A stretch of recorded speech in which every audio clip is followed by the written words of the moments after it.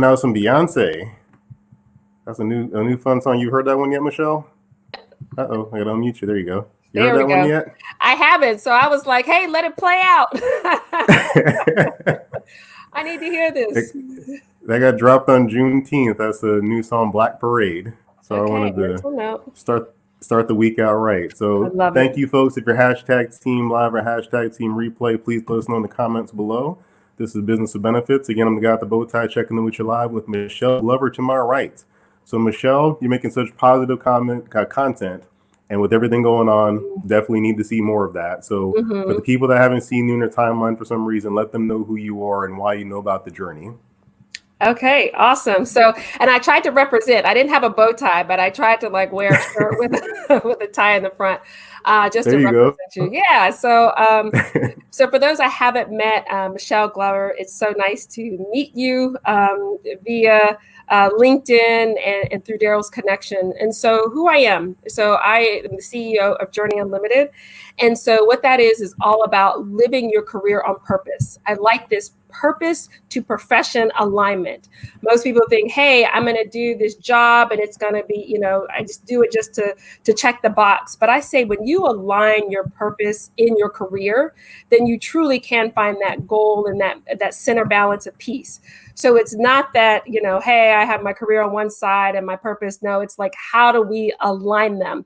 Purpose does not always equal entrepreneurship.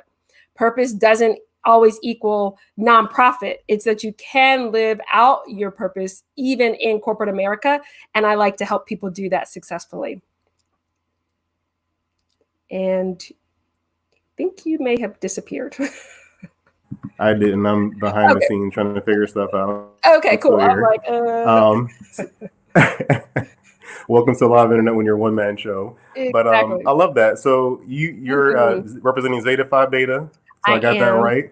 Yes, you did. Off the side. Okay, I see you. And now I feel bad. I'm like, wait, I should go get a royal blue shirt with a bow tie. But see, we're switched up now. I got blue for you. You got red for me. So it works out fine. Teamwork. And I want to catch up on some comments for people that are watching right now real quick. We had comments from Miss Jejuan, friend of mine. She's Team Live. Jejuan, thanks for jumping on. Oh, yeah. I love her. Awesome. Hey, thanks for joining us. And Pamela here. I know her name's Pamela, even though it says BCAB to be live, but Pamela, Team Live. Okay, go Team Live. And Antonio Prieto. I hope I said that right, Prieto. He's saying Team Live.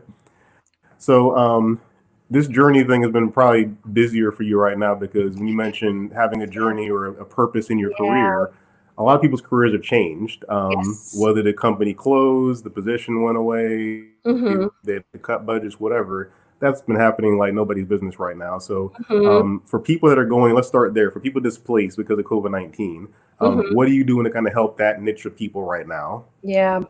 So for those who are displaced for COVID-19, I say now is the time to get reflective in that purpose discovery. Now that you're having to look for a job, it's looking for a job that you want to go to, that you enjoy going to, that is having that alignment. So starting to ask those questions now, and now that I have this open area in terms of my career, what is it that I want to do?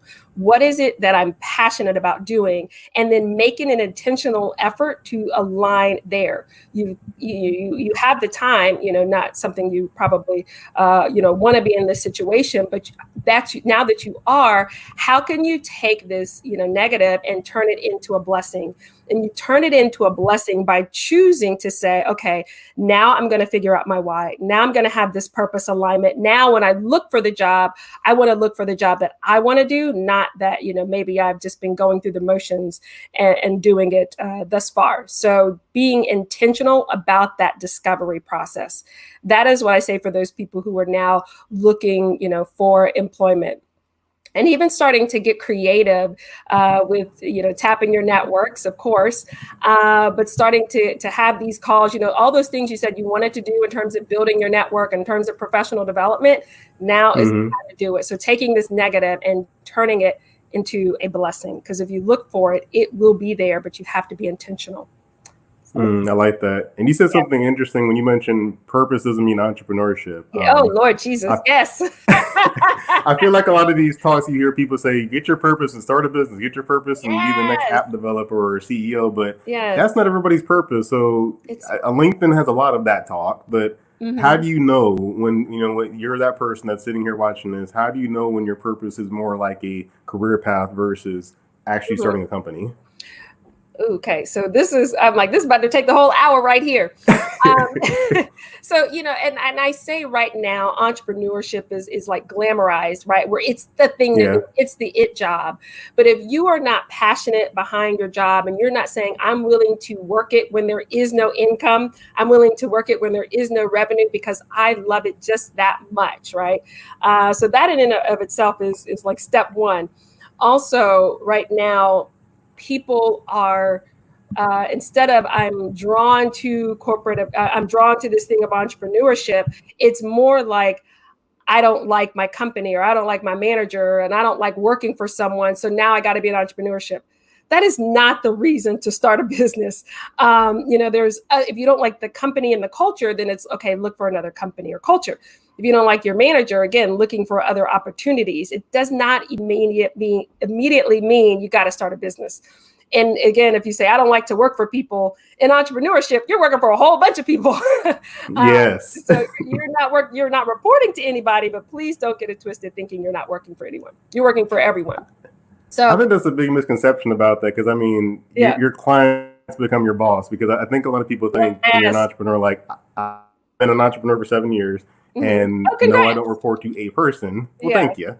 But that was the first thought I had was like, I'll work for myself. Like, no, you work for your customers now. You just have a bunch of bosses instead of just one. Exactly. And if you can't handle one personality, imagine what that's like when it's multiplied by, 20, 30, 100 personalities, right? So it's learning instead of thinking, I don't know, I don't like this person, thinking, how can I work with this person?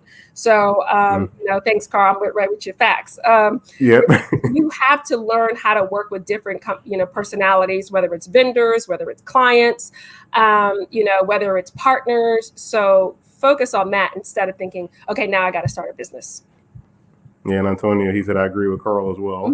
So throw some reactions for that, people. If you started your business and you thought I was working for myself and you found out quickly you weren't really, throw some reactions because I think your first boss really for being an entrepreneur is your habits. You either get hired by your habits or hire your habits, however you think about it, but you have to have those habits put in place. So that's something that I think is a misnomer people don't understand.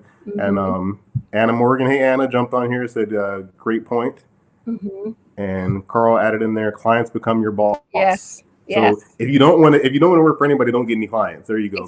Become an entrepreneur. Be a solo. I'm by myself in my, my secret lab, and I don't work with anybody else. So, that's so important when I talk about people saying, am I running from something or am I running to something? If you're running from something in corporate, and you're like, oh, I don't like this. I don't like this.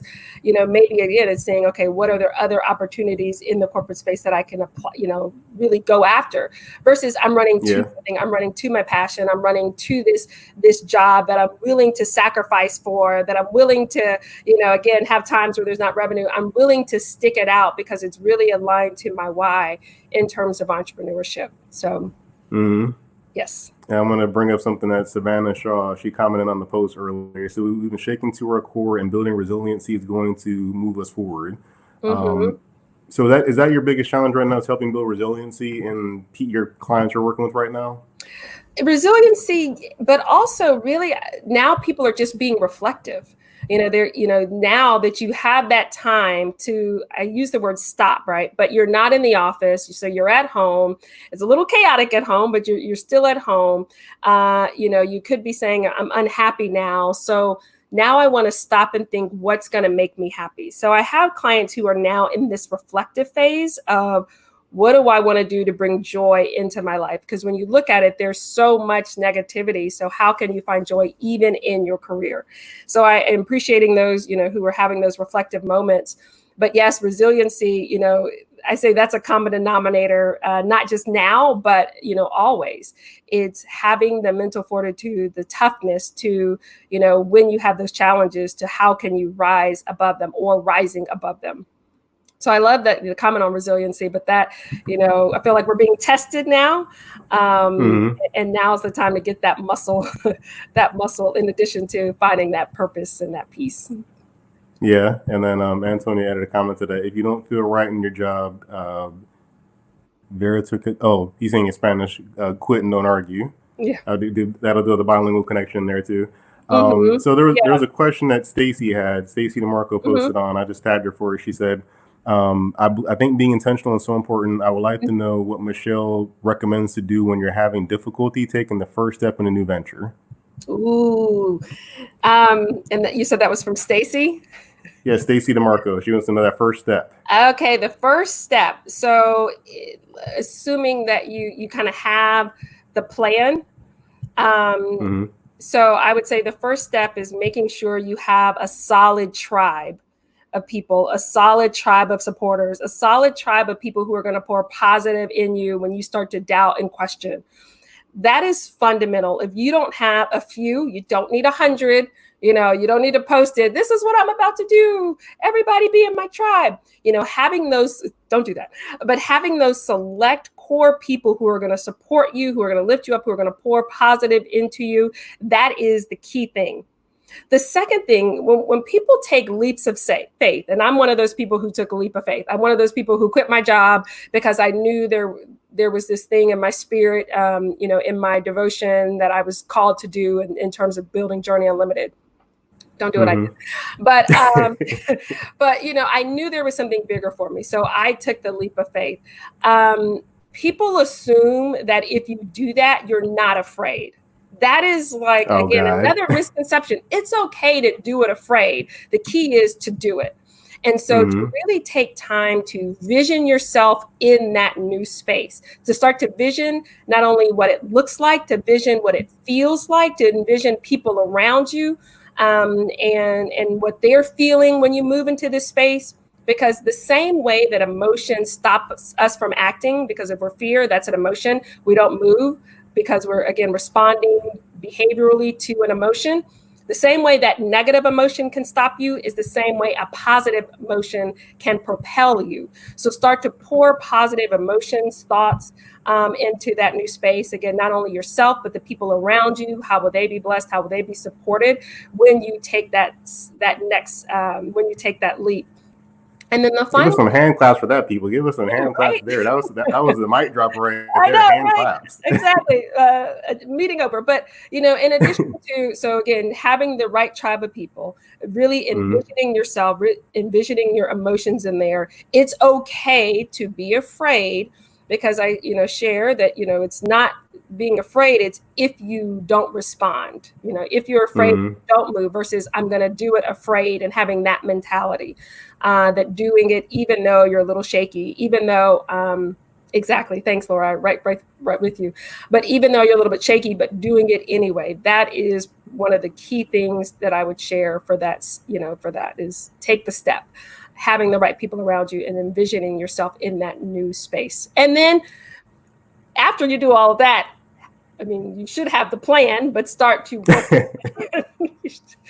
We're talking about entrepreneurs here, so entrepreneur will build the plane as they're flying. So well, hello. At least know you're going to fly. I can equate when I stepped out, and I'll share, with this audience. I never had the goal of being an entrepreneurship. Never was that something that I wanted or desired to do. So mine was more truly a faith journey and a prayer journey, in terms of surrendering to God and saying, God, where would you have me to be? And I always share, don't ask God a question you don't want the answer to. But that's where I was really led. So more than to start this business than actually what I had in my career plan. But I share that to say this, when I started, and I'm like, oh my goodness, and I made the decision and I'm freaking out. And my dad's like, you've already jumped into the ocean. Now's not the time to decide if you can swim. I was like, oh yeah, let me start swimming. Good dad line. But really had to do that quickly for the entrepreneurs out there. So, and wait, this is some Carl put out there. Well, when you hire a Haitian man, he or she comes to take over the whole empire controlling. So Carl sounds like he was just going to take everything over. So kudos to you, Carl, for that. I'm like, okay, mental note, got that. Thanks, Carl. And now Anna Morgan had a good question here. She said, do you see a trend or age range, especially women who start seeking that clarity? Oh, I'm yes. seeing a huge trend of women in their 40s who are finally like, enough. I'm Yes. ready to go out of my own. Mm-hmm. And What do you Anna, think about that? yeah, I'm getting actually more people who are in that mid 30s, so right before for the 40s, that mid 30s who are saying like, hey, now that I'm starting to really propel in my career, I want to make sure this is right for me. I want to make sure that this is really what I want to do. So I'm seeing it in that, that mid 30s range. And then from the 40s, I am getting that, like, I've done this. And this is hard for the women in their 40s. So, and again, I can attest to that. They're ready to pivot, but they're a little afraid on how to pivot. And hey, I built this, do I have to start at the bottom? And I always say, no, you don't. People think if I change, functions, if I change industries, I got to start all the way down at entry level. So that stops that person in their mid 40s from moving forward because there's the fear that I got to start at the bottom. You don't. You've got those transferable skills that you've learned in your career that you can apply in other industries. But it's, again, getting the support to do that successfully. But it doesn't mean starting at the bottom. So yeah, the women in their 40s are more in that pivot mode versus the women in their kind of that 30s are more in that, is this right for me? Okay, if so, how do I do it, successfully? So. Well, let's dig into that pivot part more, because there's pivoting Yeah. with the career, and you got to pivot your career because you're lost your job. But there's also pivoting right now with the type of business, like restaurants, for example. Yes. Georgia, you and I are both in Georgia. Georgia has, to me, a checkered past with COVID-19 or a checkered presence because the numbers are still going up. Yeah. And, everybody's kind of acting like nothing ever happened and things are back to normal. But some businesses are like, hey, I don't want to get hit with a liability, or I was directly in COVID-19. I don't want to be back in the business. So for businesses that kind of got kicked off to a different angle that they can't do their normal side of business, what are you finding is a key trait to help them kind of rebuild? Ooh, this is good. This is good. Go back to two things. Go back to your why. So why are you doing what you're doing? And then going back to your core, like what are your core competencies and how can I do that in a different environment? Why is your why important, right? So if you say, and this is, if you say, I enjoy, providing good food and the energy and the joy that comes when people, get a good meal, right? So that's your why.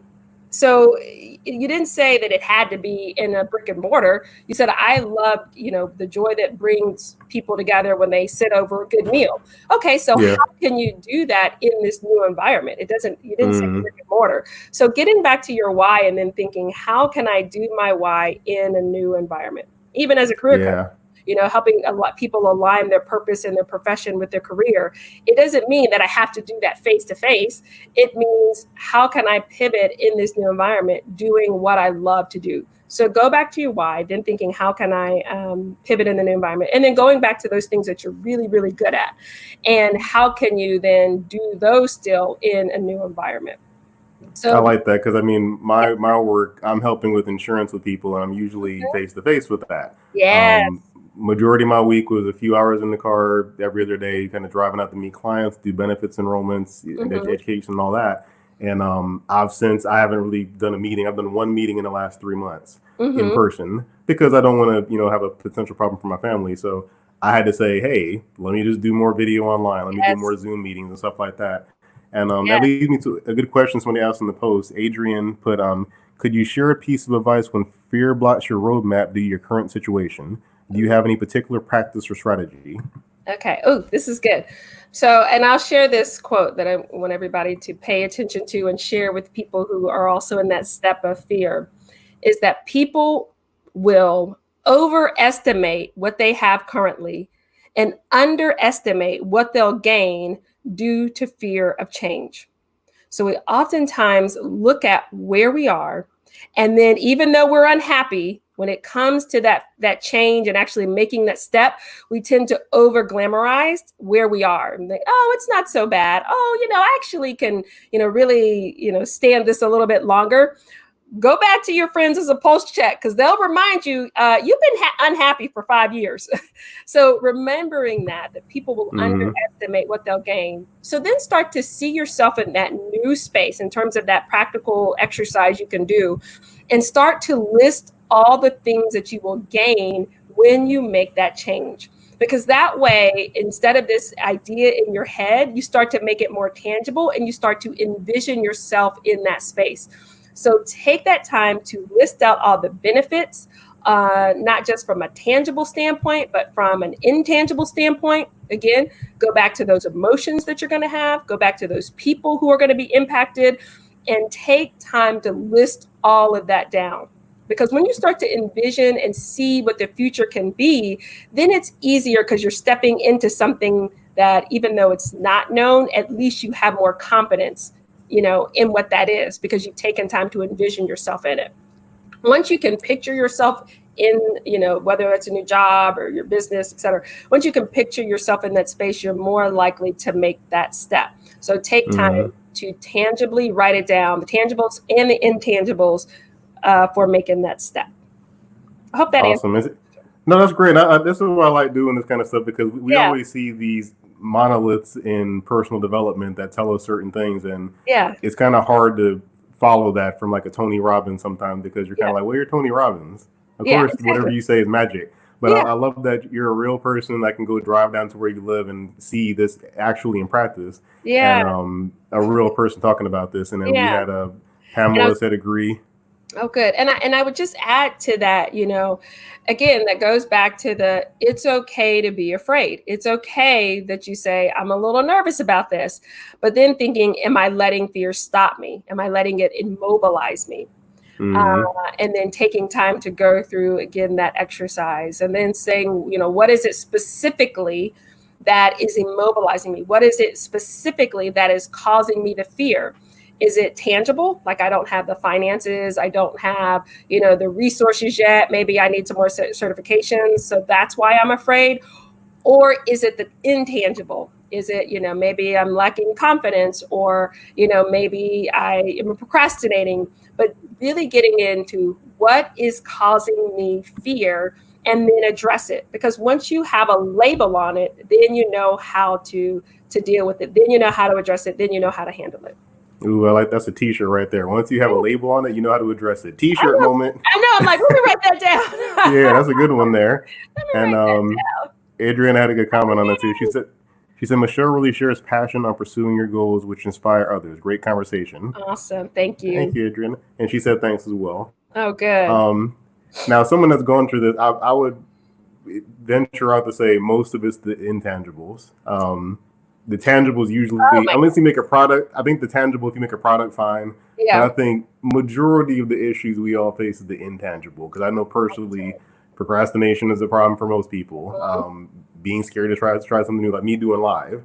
I was literally scared to do this for like 2 months when I had access to LinkedIn Live. For 2 months, I didn't do a thing with it. Like, I'm terrified to do this. And somebody had to show me, just do this and da-da-da. Oh, that's it. And I was totally illogical, but it's all in my head. Yes. So for what you're going through, is it most of your work like with startups you're working with, or more people that have been on the status quo for a long time? So most of the people that I'm working with are people who've been in the status quo in their careers for a long time, and then really looking for that, again, that next step, again, being more intentional in their career. And even so, I work with a little bit of startups, but my sweet spot, I come from an HR background, my, master's in human resources. I worked for Siemens for 12 years doing human resources, consulting, leadership development, executive coaching, organizational development. So my sweet spot is in career development. That's what I love. That's what I'm passionate about. But then with this new element that I have incorporated now that I'm in entrepreneurship, is getting to think more, not just your career, but how does it blend into your whole life? So that way you're the person who goes into work and says, I like my job, or I like coming to work. Not the person on, saying, I always tease, when did Friday become a holiday? And everybody's like, happy Friday. And it's like, wait, it's a holiday? I don't want you being that person, or I don't want you being the person on Tuesday saying, I can't wait till Friday. Yep. Tuesday, So I want you to be the person that says, I love what I do. Yes, there are challenges. Yes, there are hard times, but I really feel there's glory when I'm in my role, not just in what I'm performing, but in the people, the functions that I'm working with, my clients, my customers, my employees. The joy that I feel, the passion that I feel in my job is contagious around other people. That's what I love to see. Because the same way that stress is contagious, so yes, Yep. stress is contagious. So is passion. Passion is contagious. And so I want you to be that person who is passionate in their career and that radiates, not just with you, but those around you. All right, that's awesome. Is that so? Do you think this is the reason the analogy of the roadmap? I've seen that on your content here and there. Was that something you used to kind of make a physical, simple concept? Like, what made you decide to use a roadmap for your coaching and your planning for people? Yes, I mean, because it's like being in the it's being in the driver's seat. Think of yourself and your career that you have this map and you're just driving to the destination that you want to get to. So I say, say you're in Atlanta and you're driving to California, you can go without a map and you can just wing it and, bless your heart. You're going to get to California eventually, just keep going. But you might not. Well, hello, you may end up somewhere else, but eventually you may get there. But I say, imagine if you had a map and you were strategic in where you were going, your pit stops along the way, you're going to get to California quicker, more efficiently, faster, and you're not going to be as stressed out if you're just winging it. So that's why I say that roadmap is so important, because I want people to go get to their careers intentionally, without the stress, without, I don't know what I'm doing, I'm just winging it. Or I'm going to let, for the people in careers, I'm going to let my manager decide for me, or I'm going to let them have ownership. Why are you letting someone else drive your car? Because, for example, if you get laid off, now what? So I want people to be more intentional in their career. And that's why I like that terminology of the roadmap. So I want to ask you a coach question now then. This will be a fun one. So okay, cool. With the roadmap, is the more challenging thing for you making the roadmap or keeping somebody on the roadmap? Ooh, that's a good question. The challenge has been for people in creating the roadmap. Okay. And so sometimes they say, I know I want to go to California, but I literally don't know what is next. So I need help planning my stops. But then there are some people, a lot of people who are saying, I don't even know where I'm trying to go. I need help. And that it's fun for me as a coach, because then we really get to go deep into that discovery process. But it is still saying, okay, before you decide your next step, you got to know where you're going. And that's why that purpose is so important, because that's going to be fundamental and that is not going to change. So, sometimes, and I'm okay with, you're going to California, you take a step, and then sometimes things happen, things change, and you may have to reroute. That is okay, but at least your final destination. I say with visioning, put the vision for your career, put the vision for your life in ink, because that's not going to change. But the path that you get there, write that in pencil, because that may change, and be okay with that change, as long as it's intentional. So even for entrepreneurship, right? For the entrepreneurs, the business owners out there, you may have started one way, the vision for your company, but then, some of the products or services, those may have changed. The program that you've implemented, that may be changed, and be okay with it, because it is a fluid evolution that I want people to be okay with. But I just want them, again, to keep moving and at least know where you're heading. No, I like that with the pen, the pencil, because I feel like I've read this before. To be firm in your destination, but flexible in your tactics. Yes. Or flexible in your the way you get there. Because I know for me, I did a crazy thing of writing 100 goals down probably 6 years ago. Oh wow! Wrote in the binder 100 goals, and I typed them. It was on ink and paper, so I typed them out 100 goals there on the notepad in my house, and I routinely check it to kind of see have I hit this goal yet. And it's amazing when you say visioning to do these things, because some things, for example, I said go on an RV road trip, and nobody in my family's ever been in an RV. So the fact of thinking of that, I was like, it'd be cool to do an RV road trip. My wife and I were having a vacation plan in 2017 with our newborn. So we're like, we can't fly with her. We're not going to be able to fly an airplane. So she said, what about an RV? And I forgot I wrote this down. I forgot I wrote this down. It was in the closet in the house. I forgot I even wrote it down. And I said, oh my God, I wrote this down like 3 years before it happened. That's awesome. And it happened. So people, if you don't believe in visioning and goal setting and all that, I was one that didn't believe that for a long time. I kind of felt like when you think of the 90s with personal development, you think of Zig Ziglar and Brian Tracy and stuff like that, which is good stuff, but they are a big character. They're sensational. They're over the top. So I thought it was kind of just selling smoke and mirrors. But from a person like yourself, you make it very real and actionable. You're not giving them a big jump on the couch moment. You're basically saying, hey, this is where you want to go. This is how you get there. So what do you think is your core audience? I know you mentioned certain age groups, but is there certain industries that you tend to work with more frequently? No, but the industry is open. The industry is open. What I usually get people who are getting that mid-career phase. So those individuals who, again, by the 30s to the 50s, late 40s, who are really in that point of wanting to be more intentional, either because, now that I'm starting to develop, again, earlier mid-career, you're saying I want to be intentional about those next steps, or those people who are, more tenured in their career and saying, I want to pivot and I need support in doing so.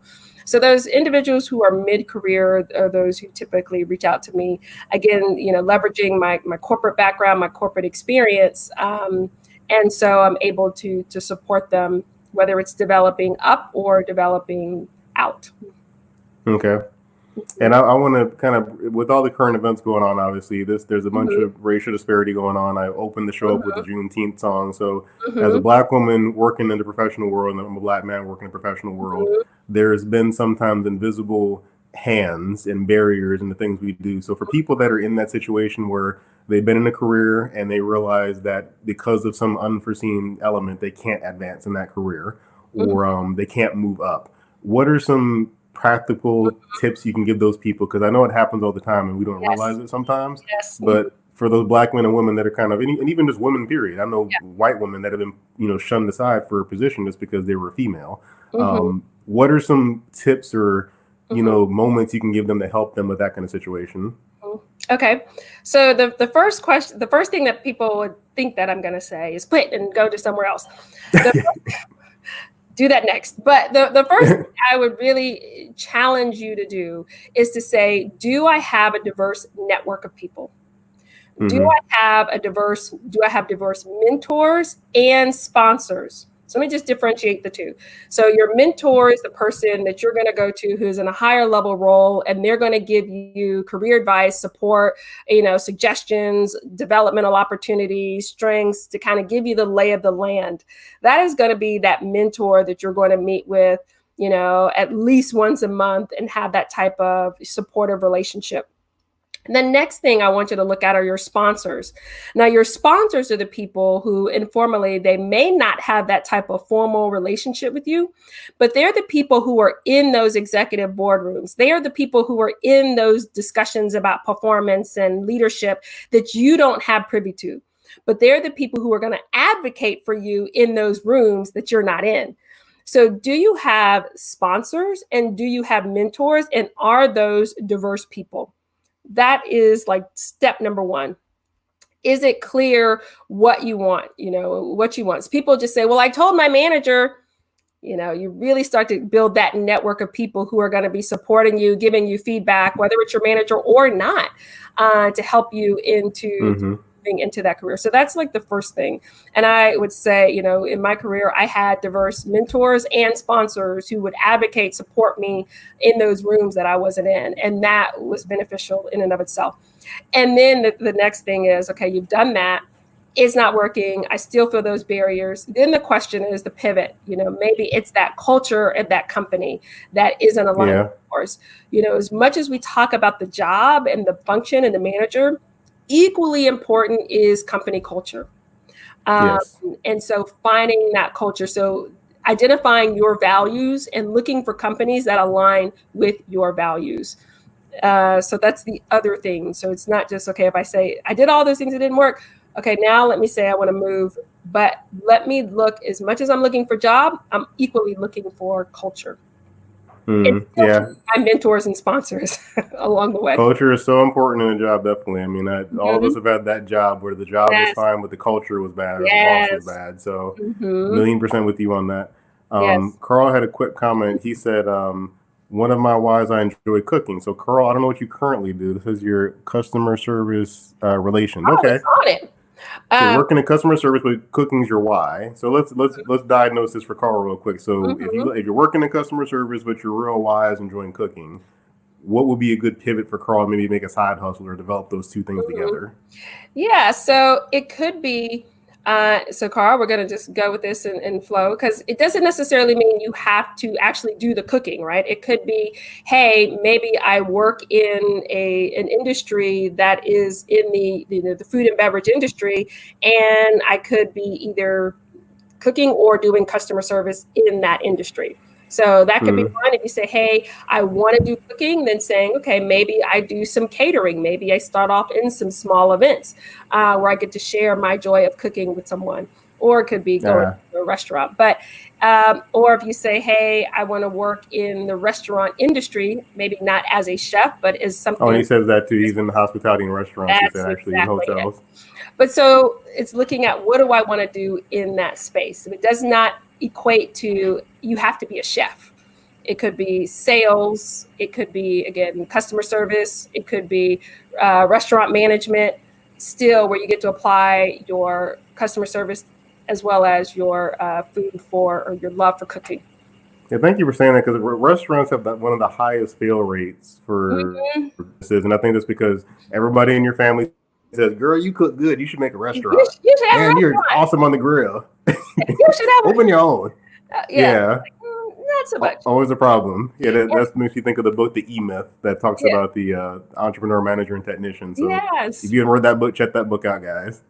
And so it's even differentiating what hobbies versus occupation, because there are things that I could really enjoy doing. That's a hobby of mine, but it doesn't mean that I need to do that in my career. I don't love baking. I like baking. I try to bake. I like eating baking. I like eating. I like eating desserts. But that doesn't mean that I need to be anywhere in that industry. It's just something I enjoy doing. And people who one of my potential clients loves baking, and then she says, okay, now people are telling me I need to start a business, but that's not what I want to do. Then don't do it, because then you can take something that you really love, like baking, and then start to hate it because now you're doing this business that we're doing for fun, and now you have to do it, and you may not like it as much, So thanks for breaking that down, because I feel like there's so many videos you see about turn your side hustle into your main thing and all that, and turn your hobbies into a business. But it's like one of my hobbies is rap. I tried when I was younger a little bit, but I'm not gonna go out there now like I'm gonna just become the next Drake. It's not gonna happen. I'm not gonna dump all my eggs in that basket. Quick comment from Sandra. She said, "Is there a certain number of people someone should have as a mentor or sponsor?" Okay. Good question. So how many mentors or sponsors should people have? At a minimum, one for a mentor. I would not dilute that field, because then you're going to get conflicting messages and it's going to get confusing. So I say I've always had one formal mentor, really like my ace, that I really could share with and be transparent with. And then I had informal mentors, that people who I could, share, talk with, but they weren't like the core that I told everything to, whether it was like, I don't know if I want to be doing this anymore. So you have your one core, and then maybe a few, maybe three. No, don't go too crazy there. In informal mentors. As far as your sponsors, I mean, the thing about sponsorship is it's not something that you're going to go and say, "Will you be my sponsor?" It's having those relationships with people at that level who will informally be your sponsor for you. So as much as you can interact with those people at that higher level, so they have a relationship with you, they know you, like, trust. You want to have as many of those that you can, that have a positive, things to say about you, again, in the rooms that you're not in. So it's okay to have multiple of those, because again, it's not something you're asking for. It informally happens through relationships. And I want to go back a little bit. Also, in terms of when we talked about, from a, racial disparity and maybe not getting those opportunities, missing out. And, we talked about the, having the mentors and sponsors. Another thing that, I was guilty of this, and I share with my African-American clients and even some women, is it's okay to let people get to know you. Oftentimes in corporate America, especially Black women, we're like, I'm going to perform my job. You don't need to know anything about me. You should just know how I perform. And then I'm going to go about your business. The same way in business, it's about know, like, and trust is the same way in corporate America, that people want to know you. I mean, to the level of your comfort, but it's okay to let people know, what you're doing this weekend, or how was your weekend, or a little about your personal life, and start to find those common interests. So people at that higher level, people, in the boardroom, or, people 2 steps above you or whatever, where they start to know you as a person. And that's okay, because once they start to like you, you start to build that relationship, you find those common things that you can talk about, then they start to see you as more than employee, and then they start to see you as a person. So in those rooms, I cannot tell you how much, in addition to people talking about performance, they also talk about, do they like the person? It's that likability. Do I want you on my team because I enjoy you on my team and I enjoy being around you? As much as we try to say it's all about performance, I can tell you, it's not. So thinking, am I building relationships with people? That also helps you in terms of your career mobility. I've definitely struggled with that as a man, just kind of like, I don't need to be friends with you. I don't need to go party with you. I would take the more aggressive stance. I know you said, I'm going to do my job and get out. I was like, I just work. I don't need to be friends with you. That's kind of how I was. I was like that in high school. In school, I was like, I'm going to get my grades and get out of here. So I wasn't the social butterfly in high school. I was just, let me get my good grades and get out of here and keep it moving. Yeah. But, and I say, it's not about, I don't want people to be phony. I don't want to be, I got to be put on my airs, whatever. But it's really, even thinking, just being more enjoyable when you can talk not just about work, but, people always talk about the kids, about sport, about, people who like to garden. Hey, I noticed you have, this golfing, just having things to talk about outside of work, where you start to build relationships is the fundamental thing that we often miss, because we just think, I'm going to do my job. I don't want to talk to these people. I just need them to know what I do, and then I'm going to be out. You don't have to go to the bar. You don't have to go to the happy hour. If you go, get club soda and leave. You don't have to stay all night. You don't have to shut it down, but at least go and start to build relationships with people, Do you think that's something that happens more in the Black community? Because, I think about my high school days. My parents drilled into me, get good grades, and that was all that mattered. So as an adult, I kind of just kept focusing on this, be the best. And when those extracurricular things came up, it was like, why? I'm the best. I don't need to hang out with you. Do you think that's harder in the Black or Hispanic community, that we got to work harder, so it makes it easier to kind of skip over that? Yes and no. I think, yes, the work harder, because, we're often told is, you're going to have to work harder, whether it's in school or in your job, just to even be seen and even be in those conversations or be in those rooms. So yes, work harder. But I think in terms of the lack of, relationships or wanting to meet people, I don't think it's necessarily that, but I do think it is. Oftentimes when we see those rooms or those happy hours, a lot of the people don't look like us. And so then we feel uncomfortable. So then we think, I'm going to go home because none of these people look like me, so I can't relate. It's finding things that you can relate on. Have some discussions, get to know people, because the same way, you're saying, I don't want to relate, you're not giving them an opportunity to get to know you. So I think it's more of a feeling uncomfortable. So finding common grounds where, you can have those types of conversations to get to know people. Again, you don't have to shut down the happy hour, but at least go for, a club soda or a drink, before you leave. And then you start, then you start to see people for themselves. You get to actually, get to know people as well, which can be a win-win for you, that you start to build those relationships. So I like that. That's very real. Appreciate you giving me a fix my life moment. I'm a fix my life moment. That was easy though. But it's just having. Well, Michelle, no problem. We got a little slight delay, but Michelle, thank you for this. This is a nice, real, down to earth conversation. I know you got some things you're working on, so let the people know what you have coming up. Okay, so I'm really excited. So as I talked about this purpose to profession alignment and launching out my this is my third version of the My Journey Unlimited coaching program. So excited. I've launched it. I've had 2 rounds of it and going for round 3. But it's an opportunity for those individuals who are saying, I'm looking to advance in my career, but I want to align it with my purpose, or I don't know what that is and I need help. But it's helping people create that roadmap and being in their career intentionally, aligning purpose to profession. So really excited. I mean, again, running it before, and the results that people had in terms of, career movements and opportunities and doors that opened because they had more of that focus, and also gained more confidence in their career was phenomenal. So launching that. So you can visit me, thank you, at journeyunlimited.com. So if you go to journeyunlimited.com, you'll start to see more information on that coaching program. So I'd love to connect with you there. And you can sign up for my email on the journeyunlimited.com. There's a place where you can sign up for the newsletter. And finally, if you say, hey, I want a discovery session with Michelle, again, there's a contact us page on journeyunlimited.com, and you can do a complimentary 30-minute discovery session. So many ways to stay connected and see, what's happening and how this can really benefit, you and your career development. Awesome. And I know they'll be following you and connecting with you here on LinkedIn if they're not already. Thank you. So, Michelle, thank you for this. People, if you know someone that needs help getting their roadmap figured out because they don't have GPS or something, tell them to get with Michelle. She'll be great and help you narrow this down and make it fun, because a lot of these accountability things end up sounding not fun. I think Michelle makes it very fun and personable so that you want to make these things happen.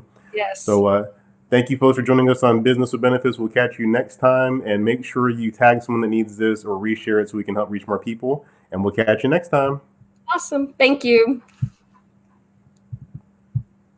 I'm delayed pushing the button. Sorry, folks. You could